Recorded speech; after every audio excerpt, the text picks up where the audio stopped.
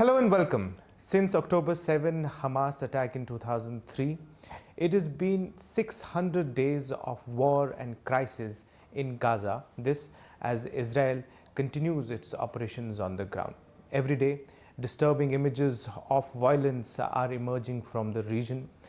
To discuss this today, we have here with us a special guest, Palestine's ambassador to India, Mr. Abdullah Abu Shawesh. So thank you very much for coming here and giving us this opportunity to speak with you. Thank you so much indeed, dear Shuja al-Haq, for giving me this opportunity to appear in your screen, to appear in your studios, and before, of course, your audience to tell part of our complete hidden story. I thank you so much.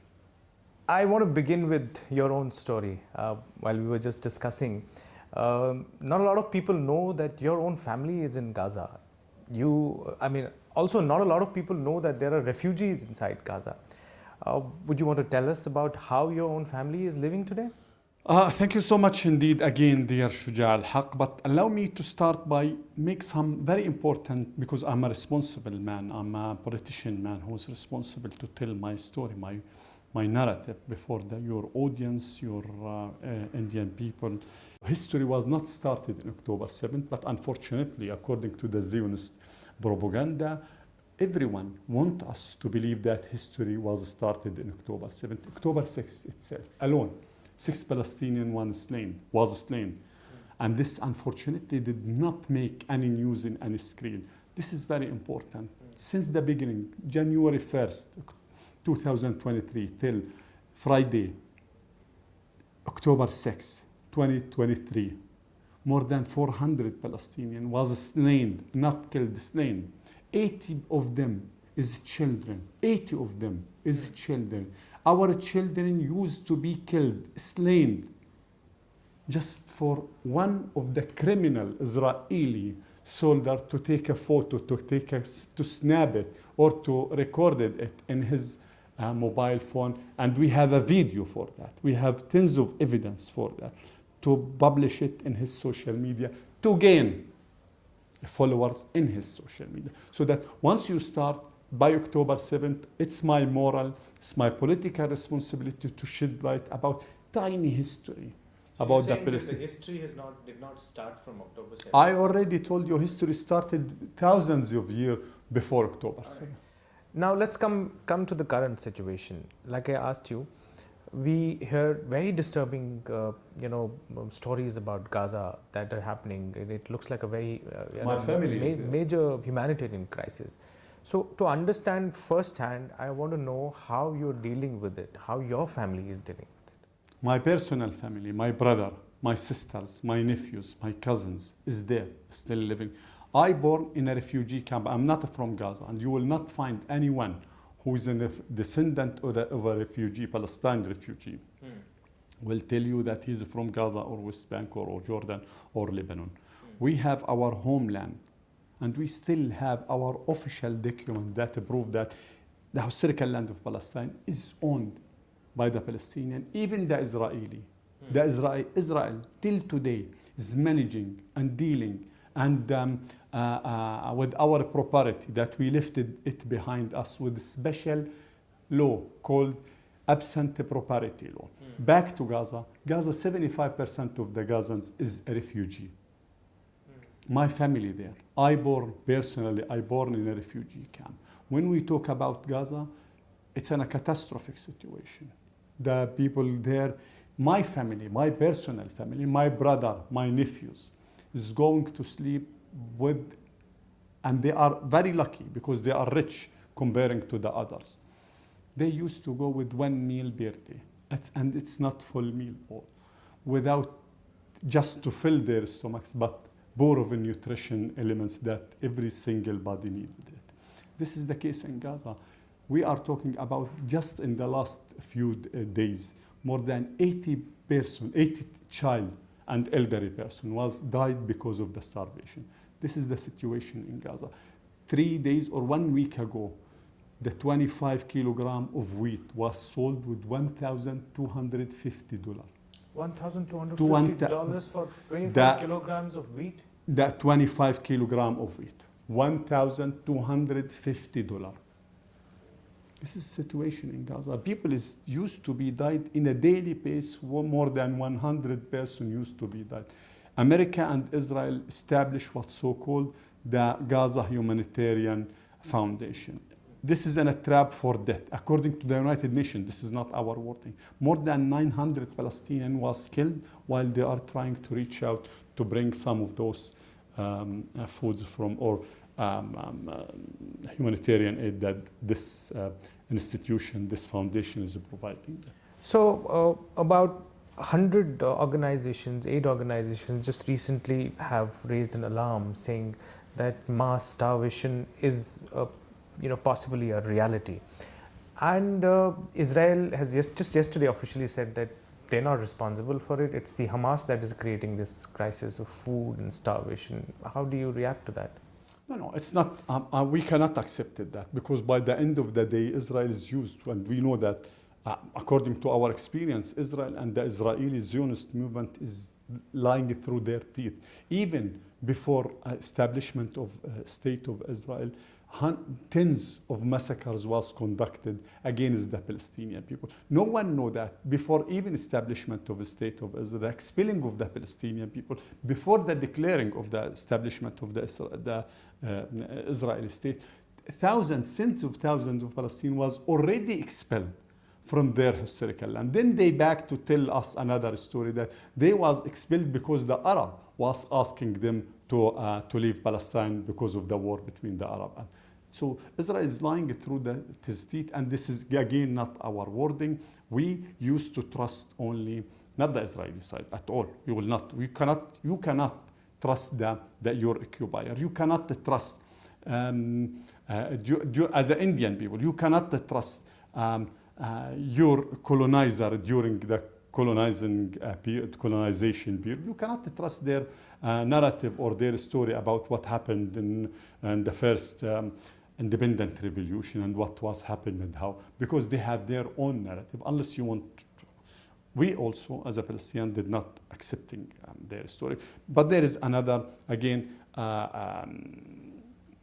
UN entities, many UN entities, World Food Program, UNRWA, Human Rights Watch, and tens of entities who is working in the ground in Gaza and telling us the famine is there.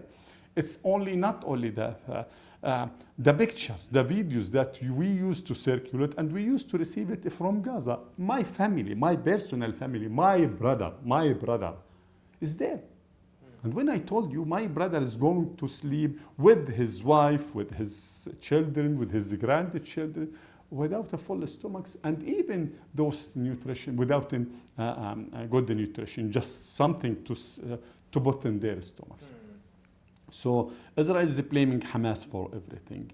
The only one who was fed Hamas before October 7th, who was fed Hamas and accepting Hamas to rule Gaza, and not only to accepting it, who was maintained his rule in Gaza, is Benjamin Netanyahu himself, by providing them with the cash money from the airport, the Qatarian cash money. It's not a secret. I'm not revealing a secret. This is a fact that everyone knows it around the world.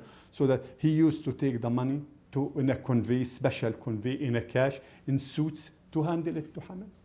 So that but they want to blame everything, because Hamas, labeled as in some places in the Western country, labeled as a terrorist organization. And since it is a terrorist organization, Hamas is Islamic organization, and you know that in many places the Islamophobia is there, and we cannot deny. This is a fact that no one can deny it. And since you label it, or blame them, you're gonna find a lot of support and of whom have an Islamophobia, or the Western country leaders, of course.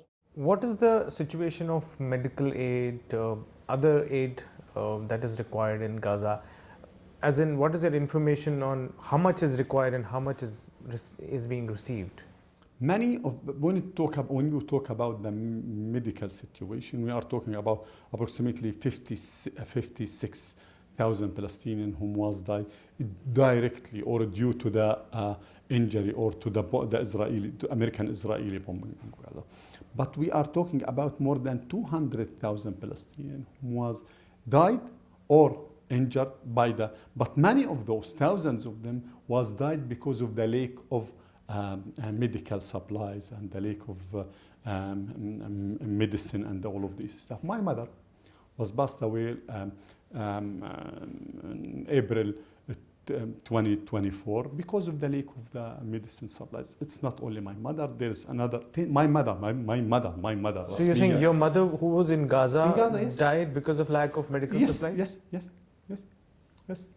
Necessary medical treatment.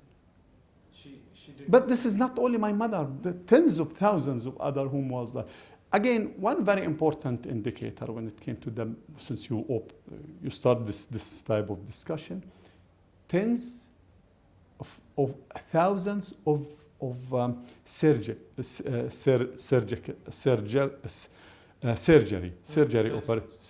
operation went without anesthesia. Could you imagine to amputate legs or to amputate the hands of children and others went without anesthesia? Facts. It's not our wording. It's the United Nations. It's other well-documented facts. So you're saying that many of the surgeries were went conducted without anesthesia. Do you want me to repeat it? Please be know, the Indian people, tens of thousands of surgical operation in Gaza went without anesthesia. Many of the children was amputated, their legs amputated without surgery, without anesthesia. And without painkiller, without painkiller. And this is something was discussed in the Israeli Knesset itself, and they approved it. No, but do you have any data, any reports to substantiate this claim? Of course, the UN reports, the human rights reports, Doctor Without Border talked about it, journalists talked about it. We saw a video of a man, doctor in Jabalia at the very beginning of the war. His daughter was injured and he had no other choice except to amputate her leg without anesthesia. A doctor cut his I want to repeat it, cut his daughter leg, leg, yes, without anesthesia. We have a video for that. Anyone there, here, or in any other place to show this type of videos? How would you assess the global response, the help or the interventions that have been there from countries like US, United Kingdom, European Union, or even Arab countries? How would you assess that? You ask about three different countries. US is completely. This is a war launched by the United States of America, the previous administration and the current administration on Gaza, on the entire Palestinian people. The vast majority of the weapons, the heavy weapons, the heavy bombs, was made in the United States of America. You know that Gaza was hit by more than 80,000 tons of explosive material. Vast majority of it came from the United States of America. United Kingdom is heavily involved in this war against the Palestinian people, not only by the weapons, but also by the civilians and by the political shield that they are giving it to the Israeli. United States of America 5 times blocked and vetoed resolutions in the Security Council, so that United States of America, the previous president, Joe Biden, and the current one, is heavily not complicit. They are part of the war against the Palestinian people. Let me just give you another example. The current administration, ambassador to Israel, is used to say that he's a Christian evangelical, is used to say that there is no such thing called the Palestinian people. Could you imagine? He's denying our existence. He did not believe that we are exist. And this is not written issue, it's in a vetos. Let me talk about India. We are in India, you see the evolving situation there and India's response vis-a-vis both Israel and Palestine. How do you see it? How do you look at the India's role in the entire thing? Allow me to take you in a historical journey, because he who did not know from where is he's coming did not know where is he's going. Where is he going? In 1947, India voted against the resolution of partition plan of Palestine. And the late Mahatma Gandhi mentioned in a very important, we used to repeat it. It's like Quran for us. It's a holy word for us in Palestine. Palestine belonged to the Palestinian people. Likewise, England belonged to the British people. So that India refused even the partition plan of Palestine, because at that time, India used to believe this is a land only belong to the Palestinian people. India is the first ever non-Arab and non-Muslim country to recognize the PLO as the sole and legitimate representative of the Palestinian Liberation Organization. We had a very strong political relation with India long time ago. India is still voting in favor of the Palestinian resolution in the General Assembly itself. India have a lot of a project already accomplished, project was accomplished in Gaza and West Bank, and many is still running till now. India is building a hospital, start building a hospital in North West Bank. Just 4 days ago, President Abbas sent an official letter to His Excellency Narendra Modi, the Prime Minister of India, asking him to support the Palestinians in two very important issues. First and foremost, to use the India politically pressure, India good relation with Israel, to pressure the Israeli occupation to enter the humanitarian aid to Gaza, because people is starving there.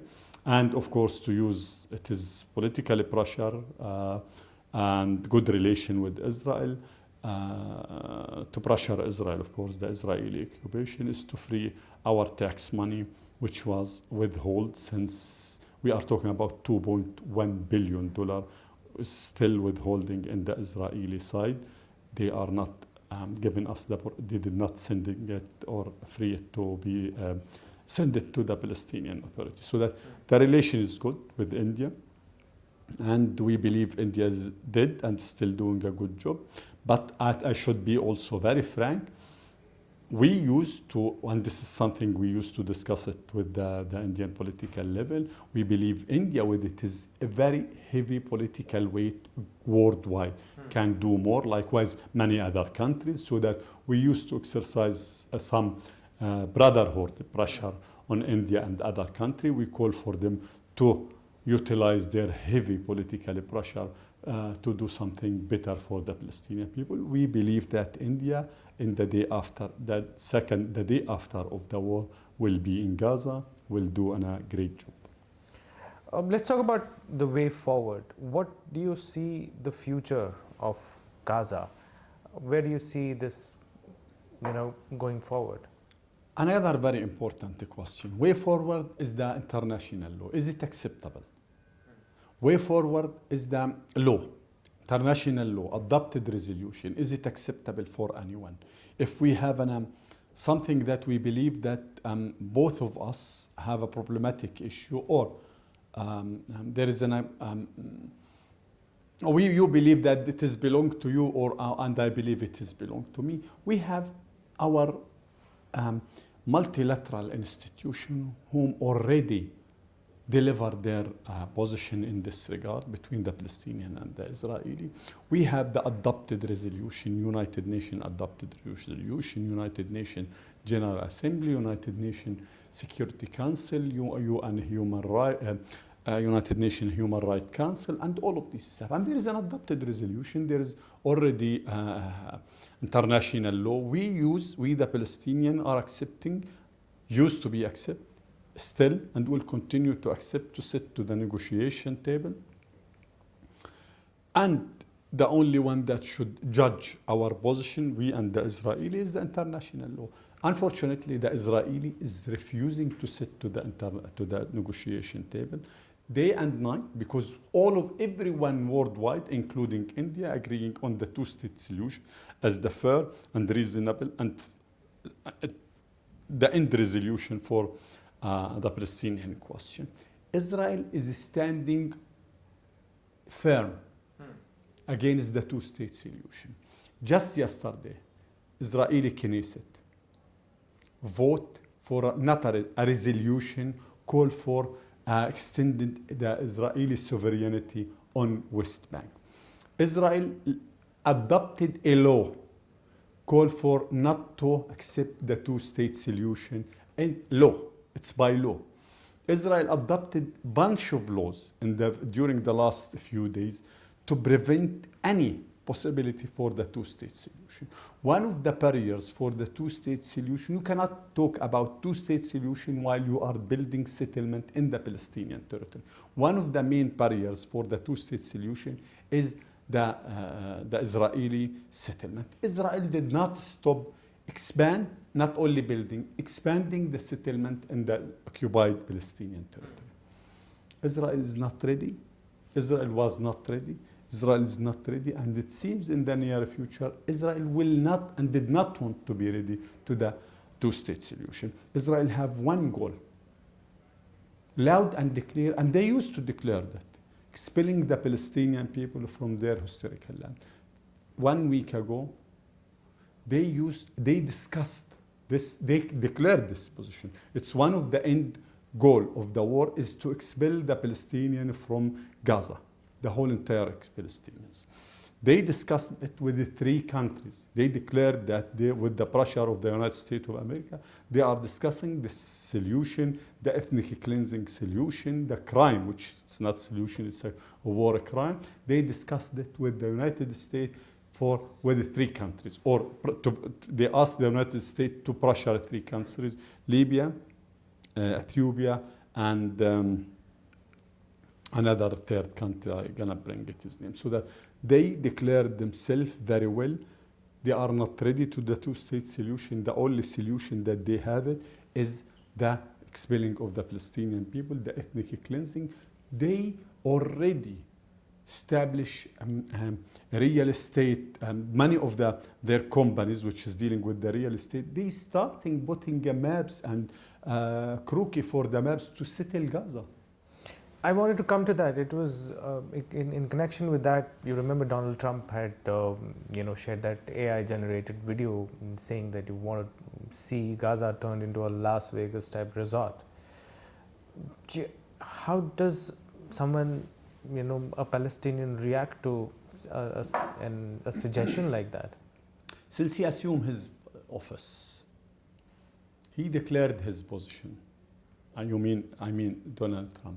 He he gonna talk on, he's talking about Egypt and Jordan should take the Palestinian from Gaza, and he gonna rebuild Gaza as the Riviera. So a real estate developer come with a war crime to ethnically cleanse the Palestinian people to build a real estate project. And he masks, and they send a lot of videos in the social media talking about the Riviera itself. And when one of the journalists asked him, how come you're gonna own, by which right you're gonna own Gaza? It's not yours. Then he told, by the right of America. This is the mentality that came with President Trump to his office. Till today, the solution of expelling the Palestinians, what's the war crime? They call it a solution, but it is in a war crime.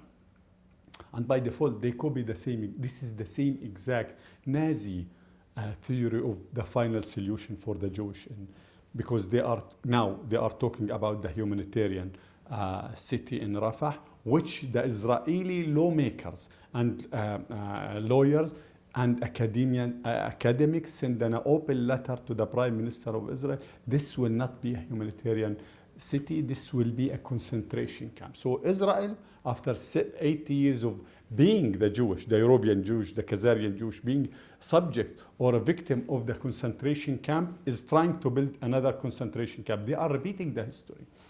So according to the Israeli, this is the last solution. This is the only solution that they are putting it in the table. And this is not a propaganda. This is what they used to declare.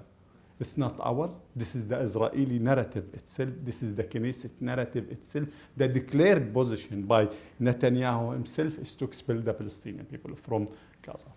And all the measures that they are, because Gaza in the eye of the storm right now, but West Bank, again, is living, we in the West Bank is living in a catastrophic, miserable situation. Before I end, there is also the criticism about hostages that Hamas has taken. How, as a representative of the Palestinian state, what is your position on it? I gotta just refer you 1.5 months to what did His Excellency President Abbas mention. Give them back. And he mentioned another wording, of course. You should give them back. We in the Palestinian Authority, we in the Palestinian Liberation Organization is completely against taking any single civilian as a hostages. So that we are completely against taking the Israeli hostages, and we are also completely against taking 10,500 of the Palestinian civilians as a hostages in the concentration camp inside Israel right now. Anyone know that there is another 10,500 Palestinian hostages in the Israeli jail? And all of them, without no exceptional, is subject to ill treatment in a daily basis and starvation in the daily basis. More than 400 of them is pure children. 5,500 of them, and sometimes it became 6,000, sometimes they became 5,000 something, but around 5,000, on average 5,500 of them is administrative detention, which means any single soldier in Israel can decide you should go to the jail for 6 months or 1 year. It's his decision. This is our position. We are against taking any civilian as a hostage. One word, loud and clear, and this is what President Abbas declared it long time ago. Not only this, we look forward to the very day that every single hostages, Palestinians and Israeli, to back to their family. We absolutely feeling the pain for the Israeli families when they lost it or missing their child, when they missing their husband or missing one of their family. We are feeling this pain because we know that this pain. When the